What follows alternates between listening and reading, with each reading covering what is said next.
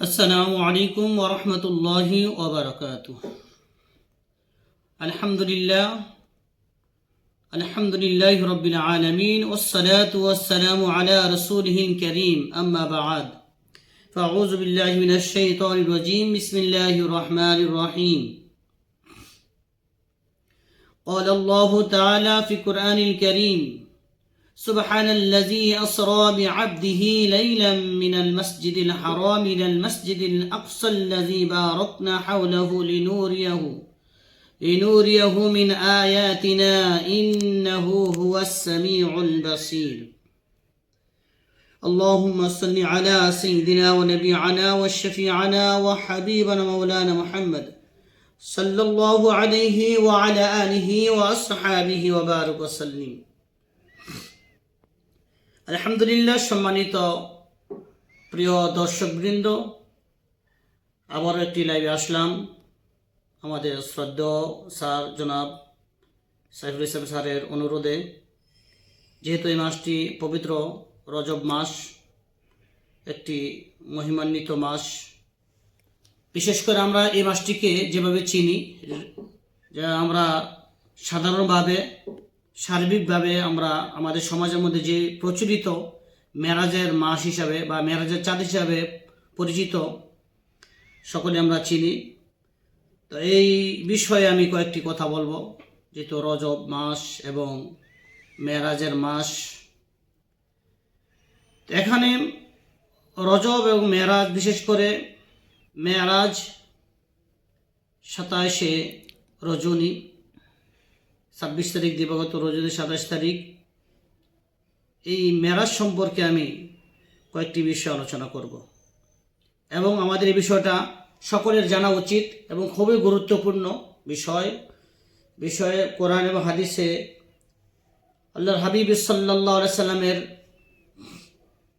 তার শান মান মর্যাদা কত ঊর্ধ্বে অনেক আলোচনা আছে। যদি আমরা এই আলোচনার দিকে তাকাই যে আল্লাহ রাসূলের শান মান কত ঊর্ধ্বে, আল্লাহু আকবার, বলা বাহুল্য। আল্লাহ রাসূলের শানটা প্রত্যেকটি কোরআনুল কারীমের আয়াতে, প্রত্যেকটি হরফে আমরা দেখি রাসূলের শান মান ভরপুর।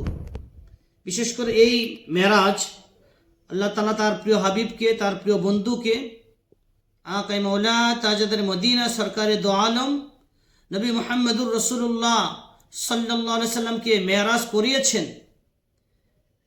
এই জন্য করিয়েছেন যাতে জগৎবাসী বুঝতে পারে যে আমার হাবিবের বন্ধু নবী মুহাম্মদ সাল্লাল্লাহু আলাইহি সাল্লামের শান মান কত ঊর্ধ্বে। এই বিষয়টা মানুষকে বুঝাবার জন্য, যাতে মানুষ বুঝতে পারে, এই জন্যই মেরাজ। তারপরে কিন্তু আমাদের মধ্যে কিছু সংখ্যক লোক আছে, আমরা রাসূলের বিভিন্ন শান মান নিয়ে আমরা টানা হেঁচড়া করি। এত শান থাকা সত্ত্বেও আমরা এগুলো চোখে দেখি না। দেখুন, যদি আমি একটু শুরুতে বলি, এই মেরাজটা আল্লাহ তাআলা তার হাবিবকে করিয়েছেন। আল্লাহ তাআলার একবারে লা মাকাম, যেখানে আরশে আজিম, ওখানে নিয়ে মেরাজ করিয়েছেন। আমরা অন্যান্য নবীদের ক্ষেত্রে যদি দেখি, 1,24,000 পয়গম্বর, মতান্তরে 2 লক্ষ। তার মধ্যে সবচেয়ে তেজস্বী এবং বলিয়ান আল্লাহর সাথে যিনি কথা বলেছেন, হযরত মুসা কালিমুল্লাহ, তুর পর্বতে গিয়ে কথা বলতেন, এটা আমরা সকলেই জানি। এটা পবিত্র কোরআনুল কারীমের সূরা তাহার আয়াত আসছে যে ইন্নী আনা রব্বুকা ফাখলা'না আলাইক। আল্লাহ রাব্বুল আলামিনের সাথে যখন মুসা কালিমুল্লাহ কথা বলতে যেতেন তুর পর্বতে, তখন আল্লাহ তাআলা বলতেছেন ইন্নী আনা রব্বুকা ফাখলা'না আলাইক, আমি তোমার প্রভু, তোমার পায়ের পাদুকাগুলো খুলে আসো। কেননা ইন্নাকা বিল ওয়াদিল মুকাদ্দাসি তুওয়া, নিশ্চয়ই এটা পবিত্র একটি পর্বত।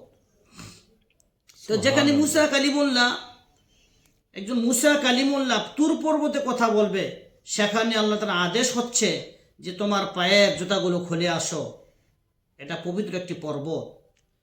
আর যেই আমাদের নবী আকাই মাওলা তাজদের মদিনা সরকারে দো আলম, সেই নবীকে আল্লাহ তাআলা জিবরাইলের মাধ্যমে বিভিন্ন ফেরেশতাদের মাধ্যমে সংবর্ধনা দিয়ে আরশে আজিম লা মাকান আল্লাহ তাআলার একবারে সন্নিকটে নিয়ে গেছেন। সুবহানাল্লাহ, তার মর্তবা মর্যাদা কত ঊর্ধ্বে, যেখানে আরশে আজিম। তো এখানে এই শবে মেরাজ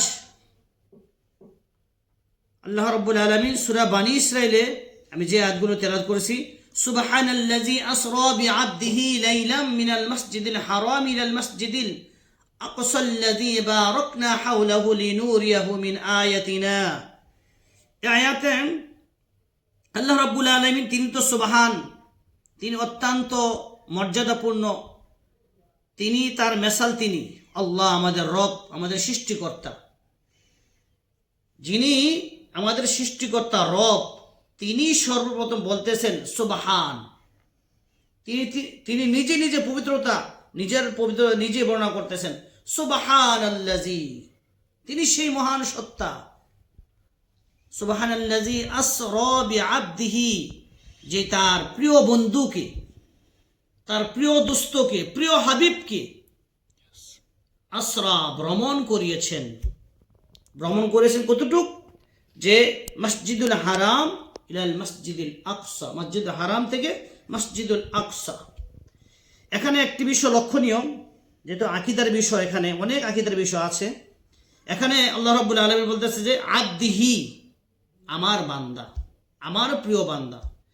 এখানে আল্লাহর এবং তার রাসূলের কোনো বিষয় আলোচনা করতে গেলে যাতে আমার জবান তারা ভাষার কোনো ত্রুটি বিচ্যুতি না হয়, সেদিকেও আমাদের খেয়াল রাখতে হবে। আমরা দেখি আমাদের একদল এক শ্রেণীর লোক আছে যে আব্দুল বা আব্দি এই শব্দটা তারা দাস ব্যবহার করে। কখনো নয়। এখানে আব্দুল বান্দা, কিন্তু এটা হবে সুপারলিটিভ ডিগ্রি, যেটা আমরা বিভিন্ন যারা ইংলিশ মিডিয়ামেতে আছেন বা শব্দটা কিভাবে চয়ন করলে, যেমন আমরা বলি বেটার, গুড, বেটার, বেস্ট, এরকম শব্দ আছে।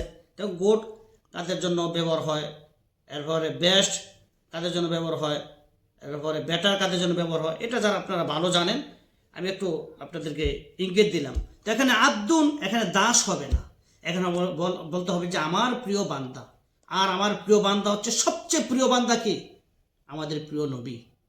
এই পৃথিবীতে যত নবী, রসুল, পয়গম্বর, যত মাখলুক আছে, সমস্ত মাখলুক থেকে যিনি শ্রেষ্ঠ প্রিয় বান্দা, তিনি হচ্ছে নবী মুহাম্মদুর রাসূলুল্লাহ সাল্লাল্লাহু আলাইহি ওয়াসাল্লাম।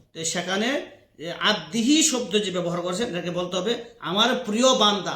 যদি বলি যে দাস বা আরো কোনো নিচু শব্দ ব্যবহার করি, তাহলে এটা আমাদের ইমান হানি, এবং যারা আমার এই কথা, যারা এই বক্তব্য দিবে তাদের ইমান নষ্ট হয়ে যাবে।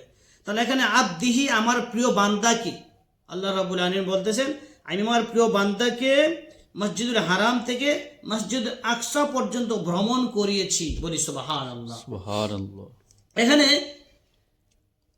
এই যে দীর্ঘ একটি সময়, এই সময়টা আল্লাহ রাব্বুল আলামিন এই সূরার শুরুতে যে শব্দটি ব্যবহার করেছেন, লাইলুন শব্দ ব্যবহার করেছেন, আসরা শব্দ ব্যবহার করেছেন, সুবহান শব্দ ব্যবহার করেছেন। আশ্চর্যপূর্ণ এমন একটি ঘটনা, আশ্চর্য, যাতে মানুষ শুনলে আশ্চর্য বোধ করবে।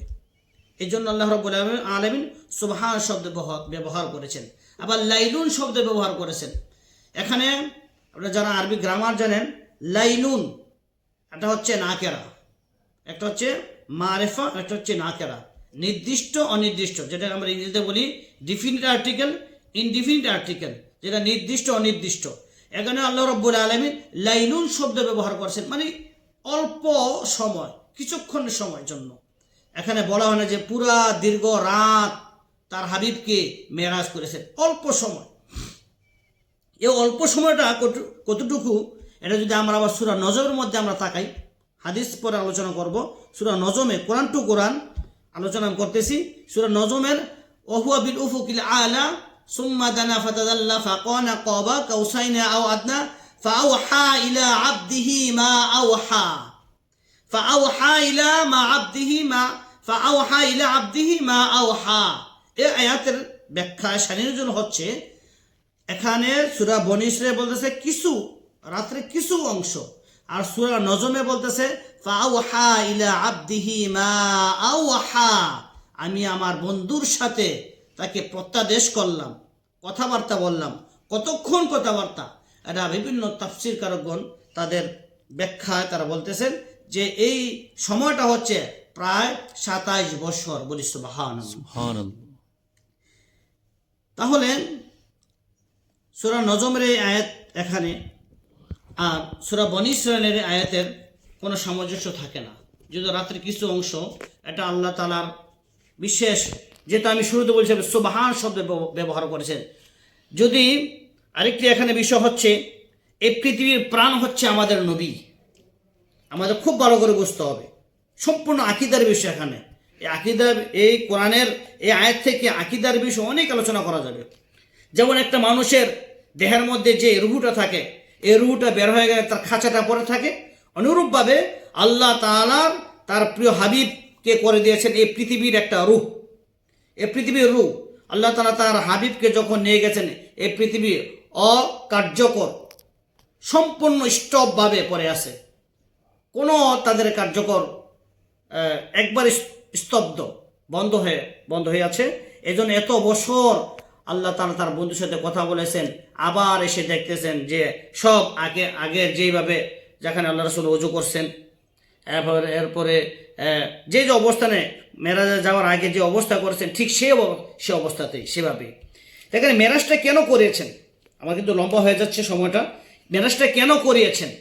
এই জন্য করিয়েছেন মেরাজটা, আল্লাহ তাআলার তার প্রিয় বন্ধুর এই মক্কা থাকাকালীন অবস্থায়, অর্থাৎ হিজরতের আগে আম্মাজান খাদিজাতুল কুবরা রাদিয়াল্লাহু তাআলা আনহা ওনার মৃত্যুবরণ, তারপরে রাসূলের চাচা আবু তালিব ওনারও মৃত্যুবরণ, পরপর দুইজন ব্যক্তির মৃত্যু হয়েছে যারা সবচেয়ে আপন ছিল।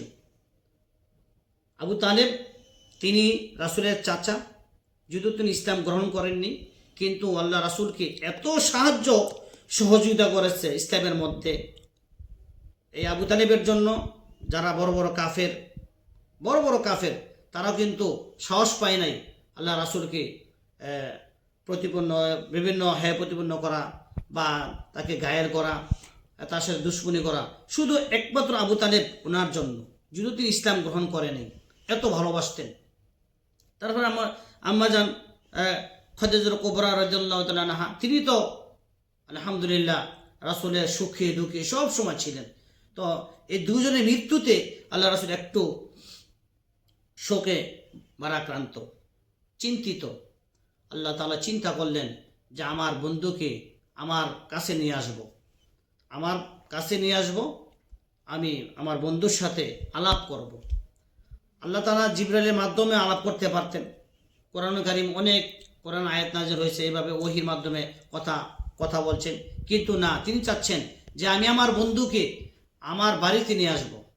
সারা গোটা পৃথিবী মানুষ দেখবে, জানবে, এবং যুগ ধরে যত মানুষ আসবে দেখবে যে আমার বন্ধুর শান, মান, মর্যাদা কত ঊর্ধ্বে। আরেকটি বিষয় হচ্ছে, যেহেতু আমাদের নবী হচ্ছে ইমামুল মুরসালিন, এটা কোডগুলো, পয়েন্টগুলো, ইমামুল মুরসালিন, তাহলে একজন ইমামুল মুরসালিন কিভাবে হয়? আমি মনে করেন আমি আপনাদের ইমাম, এই মসজিদের ইমাম, আমি আমার পিছনে যারা নামাজ পড়ে তারাই আমার মুক্তাদি এবং আমি তাদের ইমাম। নট যারা আমার মুক্তাদি নয়, আমার পিছনে যারা ইমাম নামাজ পড়ে না, তারা কিন্তু আমাকে ইমাম বলবে না, যা আমার ইমাম না, উনি হুজুর মুহতারাম ঠিক আছে, কিন্তু আমার ইমাম না, আমি ওনার পিছনে এখনো একক তো নামাজ পড়ি নাই। তারা আমাদের নবী যে ইমামুল মুরসালিন, উনি কিভাবে হবেন? এটাকে আল্লাহ তাআলা বাস্তবায়ন করার জন্য বাইতুল মুকাদ্দাসে সমস্ত আম্বিয়া কেরাম, বাবা আদম থেকে শুরু করে এই একবারে ঈসা নবী পর্যন্ত সমস্ত নবী রাসূল তারা সশরীরে কোথায়? সেই বাইতুল মুকাদ্দাস অবস্থিত ছিলেন, এবং সেখানে সমস্ত নবী আম্বিয়া আলাইহিস সালাতু ওয়াস সালাম উপস্থিত হয়ে আমাদের প্রিয় নবী যখন এই ওখানে নিয়ে গেছে, জিবরাইল আমিন দেখতেছে মুসা নবী তার কবরে নামাজ পড়তেছে, ঈসা নবী তো কবরে নামাজ পড়তেছে, আবার দেখা যাচ্ছে বাইতুল মুকাদ্দাসে ঈসা নবী, মুসা নবী, আদম নবী, ইউনুস নবী, হারুন নবী, বিভিন্ন সমস্ত নবী তাদেরকে দেখলো কবরে, আবার দেখতেছে কোথায়? বাইতুল মুকাদ্দাসে। আবার দেখতেছে প্রথম আসমানে, দ্বিতীয় আসমানে, তৃতীয় আসমানে, চতুর্থ আসমানে। তাহলে একজন ব্যক্তি মুসা, সে একজন, তিনি কবরে নামাজ পড়তেছেন, তিনি বাইতুল মুকাদ্দাসে উপস্থিত, তিনি আবার ষষ্ঠ আসমানে। তাহলে এটা যদি মুসা পয়গম্বর এটা করেছেন কি আল্লাহ, এটা যদি হতে পারে, তা আমাদের প্রিয় নবী, আমি তো শুরুতে বলছি এই আয়াতের আবর্তনে অনেক আকীদা বিষয় আছে। আমার রাসূলকে অনেকে হাজির মানতে আমাদের অনেক কষ্ট হয়, কিন্তু এই আয়াত দ্বারা অনেক বিষয় এখানে লুকায়িত। রাসূল যে হাজির এটাও বোঝা যায়, রাসূল যে তিনি মেরাজ করেছেন, এবং রাসূল যে নূর, এটা আসবে আস্তে আস্তে, এটার দ্বারা প্রমাণিত হয় রাসূল যে নূর, সুস্পষ্ট বিভিন্ন বিষয় এই আয়াতের মধ্যে লুকায়িত আছে। যদি আমরা সেভাবে লক্ষ্য করি, আমরা সেভাবে যদি এটাকে খুব গভীরভাবে চিন্তা করি, তাহলে বোঝা যাবে আসলে এই আয়াতের মর্ম অর্থ, এটার যে রহস্য অনেক ভিতরে লুকায়িত আছে। তাহলে এখানে সমস্ত বাইতুল মুকাদ্দাসে আম্বিয়া আলাইহিস সালাতু ওয়াস সালাম উপস্থিত, সমস্ত নবীরা তারা নিজেকে একটু বড় মনে করতেছে যে আমি আদম, আমি প্রথম আদি পিতা, সকলের পিতা, আজকে আমি এখানে ইমামতি করব। হযরত মুসা কালিমুল্লাহ তিনি বলতেছেন, মনে মনে বলতেছেন যে আমি তো হচ্ছে মুসা কালিমুল্লাহ, আমার খেতাব উপাধি, যে আমি আল্লাহর সাথে কথা বলেছি তুর পর্বতে গিয়ে, বারবার কথা বলেছি, তো আজকে অগ্রাধিকার আমারই থাকবে। হযরত ঈসা রুহুল্লাহ তিনি বলতেছেন আমি আল্লাহর দেওয়া খাস রূহ একজন ব্যক্তি, ঈসা রুহুল্লাহ, তা আল্লাহ তাআলা হয়তো আজকে আমি এখানে ইমামতি করব। এভাবে সবাই প্রত্যেকে হযরত ইব্রাহিম, তিনি মুসলিম মিল্লাতের জাতির পিতা ইব্রাহিম খলিলুল্লাহ, তিনি হয়তোবা যে আজকে আমি এখানে ইমামতি করব। ওই পরক্ষণে হযরত জিবরাইল আমিন আল্লাহর হাবিবের হাত ধরে সামনে নিয়ে গেলেন আর বললেন, যিনি আজকে আপনাদের ইমামতির দায়িত্ব পালন করবেন, তিনি হচ্ছে আকাই মাওলা তাজদারে মদিনা সরকারে দো আলম নূরে মুজাসসাম, আপনাদের নবী, সকল নবীদের নবী, সাইয়্যিদুল মুরসালিন, ইমাম আল কিবলাতাইন, ইমামুল মুরসালিন, সাহেবে কাউসার, সাহেবে জান্নাহ, তিনি সমস্ত সৃষ্টিগুলোর শ্রেষ্ঠ নবী, তিনি নবী মুহাম্মদুর রাসূলুল্লাহ সাল্লাল্লাহু আলাইহি ওয়াসাল্লাম, তিনি আজকে ইমামতের দায়িত্ব তিনি পালন করবেন। তিনি আপনাদের ইমাম এবং সমস্ত নবীদের তিনি নবী। বলি সুবহানাল্লাহ। শেষ করে দেবেন কি? অনেক